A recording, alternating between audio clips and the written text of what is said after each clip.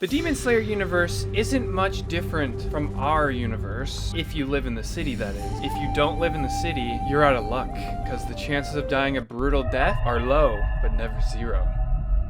Never zero. Today we're going to be going over some of the worst ways to die in Demon Slayer. First up on the list is a little thing called Rui's web cage. Imagine this. Imagine you're just like a low-level Demon Slayer running around trying to make your way into the Demon Slayer world, maybe become a Hashira, and you find a demon that looks like it's some easy pickings. You're thinking, oh hell yeah, this is going to be so easy, only to figure out that this little spider boy is Lower Moon 6. And by the time you figure that out, it's already too late. You are literal chunks of meat on the ground. I cannot tell you how crazy I thought this death was in Demon Slayer whenever the guy got hit by the web cage and just literal cubes of meat. He just fell to pieces. And I think that would be a pretty terrible death, because imagine them coming to get your body and it's just chunks everywhere. And it was probably super painful too, because it was ever on his body, but it was also probably instant death. So probably painful wise, it probably wasn't that bad. However, I just think dying that way would be terrible. Next up on the list is going to be a Kaza's compass needle, and more specifically whenever it was used on the former Flame Hashira Rengoku. Rengoku, the former Flame Hashira, died in battle against Kaza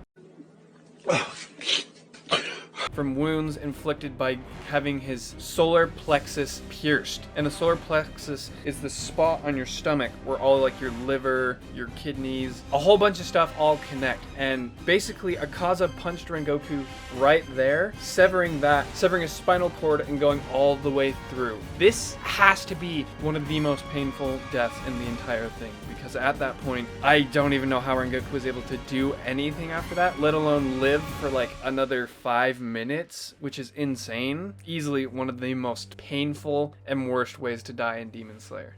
Do you have an irrational fear of drowning on land? No.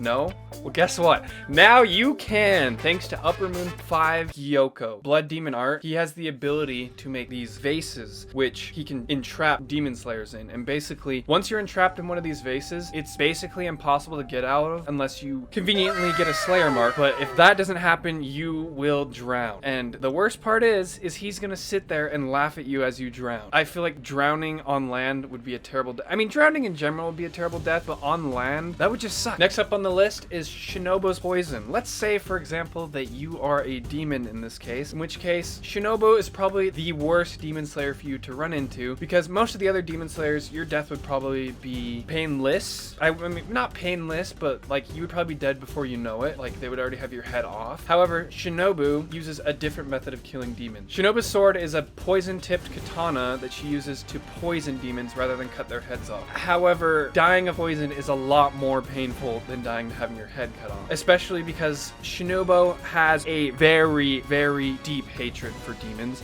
So she often uses different kinds of poisons, and some of them are long-lasting and some of them are designed to be extremely painful. You wouldn't want to be a demon wandering around at night and then run into Shinobu. We've heard some pretty painful deaths so far, but I think this death easily takes the cake for the most painful death. And this one's gonna have to go to Muzan and his blood. To become a demon, Muzan has to give you some of his blood. Okay, let's pour this bad boy.